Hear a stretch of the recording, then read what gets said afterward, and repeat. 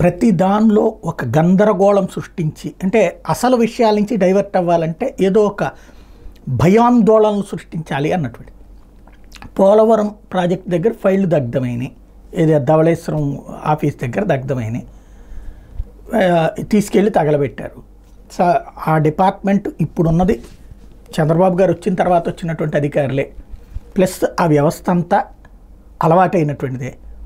ఇక్కడ పోలవరం దాటిలో ఏంటది నిర్వాసితుల నష్టపరిహారం కారణంగా అవకతవకలు జరుగుంటాయి. ఇక్కడ అసలు లాజిక్ ఏంటంటే మనమే ఓ పక్కన రికార్డులో చెప్తున్నాం. చంద్రబాబు టైంలో 8,500,000 కోట్ల రూపాయల దాకా పోలవరానికి ఖర్చు పెట్టారు. జగన్ హయాంలో 4,500,000 కోట్లే ఖర్చు పెట్టారు. అందులో నిర్వాసితుల నష్టపరిహారం అనేటటువంటిది ఏముందని ఈడ్చిపెడిదంతే 1,000 కోట్లు 1,500 కోట్ల రూపాయలు అందులో ఆల్రెడీ అకౌంట్లలో డిపాజిట్ చేశారు వాళ్ళ అకౌంట్లలో.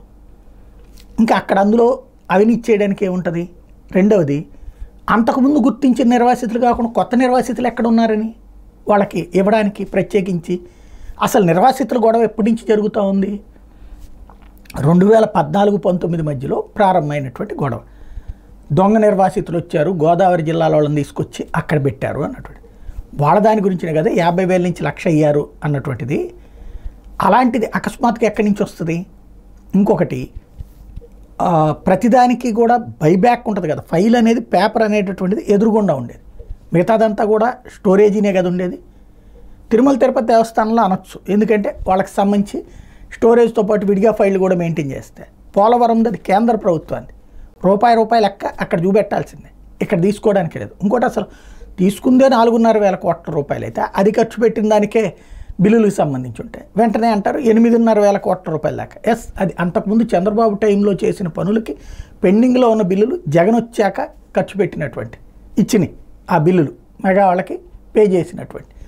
మిగతాది 4,500,000 కోట్లే అని చెప్తున్నారు కదా. ఓవరాల్గా అయితే అసలు పోలవరానికి సంబంధించి ఇప్పటిదాకా 16,000 కోట్ల రూపాయల దాకా ఖర్చు పెట్టినట్టు రికార్డులు చెప్తున్నాయి. ఇక్కడ విషయం ఏంటంటే పోలవరం ఫైళ్ల దగ్ధంలో స్వయంగా ఆర్డీఓ స్థాయి అధికారిని మేమే తగలబెట్టించాం ఆఫీసులో ఉన్నటువంటి చెత్త అంతా అంటున్నారు.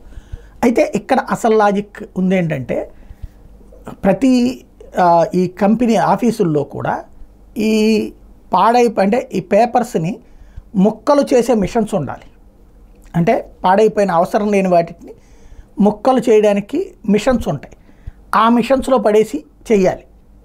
కానీ ఇక్కడ ఫైళ్లుగానే దగ్ధం చేస్తున్నట్టు ఆ మిషన్ పని చేయట్లేదా, లేకపోతే కనుక ఇది తగలబెట్టడం వెనకాల వేరేది ఉందా అన్నటువంటిది ఏం తేలుతుందనే చూడాలి.